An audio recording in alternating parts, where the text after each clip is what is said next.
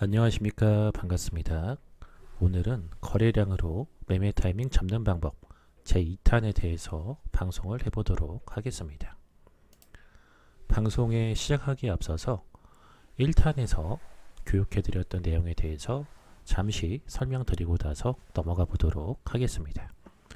화면에 보이시는 게 삼성전자라는 종목의 거래량 차트를 캡처해 놓은 화면인데, 왼쪽 그림 같은 경우에는 세팅하기 전의 모습을 캡처해 놓은 것이고, 오른쪽 화면 같은 경우에는 교육 내용대로 세팅했을 때 나타나는 화면에 대해서 캡처를 해 놓은 겁니다. 차이점이 뭐냐면, 한 개의 봉에 빨간색과 파란색으로 나눠져 있어서 빨간색으로 매수량을 파악할 수가 있고, 파란색으로는 매도량을 파악할 수가 있기 때문에 한 개의 봉으로 매수량과 매도량을 파악해서 매매 타이밍을 잡을 수가 있습니다. 자세하게 설명을 드리자면, 장대 양봉이 발생했다라고 가정했을 때 이 장대 양봉 속에서도 매수량이 매도량보다 많은 경우가 있고, 장대 양봉이 나타났다라고 해도 매수량보다 매도량이 많은 경우가 있기 때문에 이 부분에 대해서 구분해서 매매 타이밍을 잡는 방법에 대해서 1탄에서 설명을 드렸었습니다. 1탄 동영상을 시청하지 못하신 분들은 동영상을 시청하시고 나서 2탄 동영상을 시청하시라고 말씀을 드려보겠습니다. 다음 화면으로 넘어가서 거래량에 대해서 이해하는 시간을 갖고 넘어가 보도록 하겠습니다. 거래량이란 첫째, 시장의 매수세와 매도세의 힘 겨루기로 나타나는 결과물이다 라고 생각하시면 되시겠고, 투자 결정을 다시 한번 확인하게 하는 가장 일반적이고 보편화된 지표가 거래량 지표라고 생각하시면 되겠습니다. 상승할 때의 거래량은 주식에 대한 투자자의 매수 욕구를 표시하는 것이고, 반대로 하락할 때의 거래량은 주식에 대한 투자자의 매도 욕구를 표시하는 것이다 라고 생각하시면 되겠습니다. 다음 화면으로서 거래량 이동평균선 매매하는 방법에 대해서 말씀을 드려보도록 하겠습니다. 거래량의 방향성, 배열도, 크로스는 5일선이 가장 중요하다라고 생각하시면 되겠는데, 여기서 헷갈리시면 안 되는 게 뭐냐면, 5일선이라고 해서 일봉 차트에 나와 있는 5일선을 말씀드리는 게 아니라 거래량 상에서 5일선이 따로 존재합니다.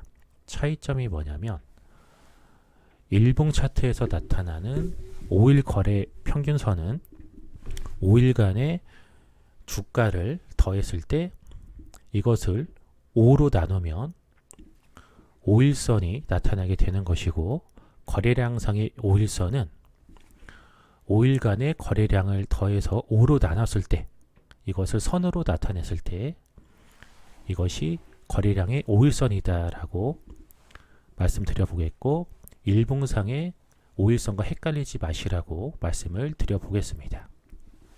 1일 거래량이 5일 평균 거래량을 양봉으로 돌파했을 때에는 상승 가능성이 높다라고 생각하시면 되겠고, 1일 거래량이 5일 평균 거래량을 음봉으로 돌파했을 때 하락 가능성이 높다라고 생각하시면 되겠는데, 이 부분에 대해서 차트를 띄워놓고 설명을 드려보도록 하겠습니다. 화면에 보시는 차트는 웹젠이라는 종목의 주봉 차트를 캡처해 놓은 건데, 그림상에서 왼쪽 부분에 나와 있는 초록색 동그라미를 보자면 양봉이 발생하면서 분홍색 5일선을 상향 돌파한 후에 상승하는 흐름이 나오고 있고, 두 번째 동그라미 보시자면 파란색 음봉이 분홍색 5일선을 상향 돌파하고 나서 주가가 하락하면서 조정받는 모습이 나오는 것이 확인이 되실 겁니다. 이런 식으로 5일선을 기준으로 매수, 매도 타이밍을 잡을 수가 있고요. 자, 여기에서 한 가지 더 추가적으로 설명을 드리자면, 자, 그러면 1탄에서 설명드렸던 것처럼 한 개의 봉에 빨간색과 파란색으로 두 개 나타냈을 때 어떻게 타이밍을 잡아야 되나 궁금하실 수도 있는데, 자, 오른쪽 그림을 보시자면 봉 윗부분이 빨간색으로 되어 있는 것도 있고 봉 윗부분이 파란색으로 되어 있는 것도 확인이 되실 겁니다. 자, 봉에서 가장 윗부분이 빨간색으로 되어 있으면 양봉으로 마감했다라고 보시면 되겠고, 봉 윗부분이 파란색으로 되어 있다라고 하면 음봉으로 마감했다라고 생각하시면 되겠습니다. 왼쪽 그림과 비교해서 보셨을 때 이해가 쉬우실 겁니다. 자, 다음 화면으로 넘어가서 거래량으로 패턴 매매하는 방법에 대해서 말씀드려 보도록 하겠습니다. 왼쪽 그림은 상승하는 패턴을 나타낸 것이고 오른쪽 화면은 하락하는 패턴을 그림으로 나타낸 것입니다.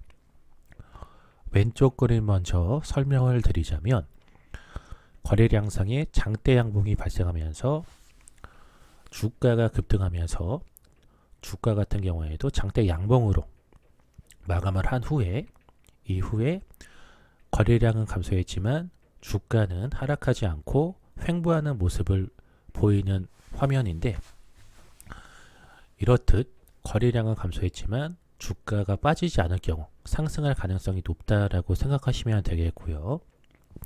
이런 패턴이 주가의 저점에서 발생했을 때에는 세력이 매집하는 패턴이다라고 보시면 되겠습니다.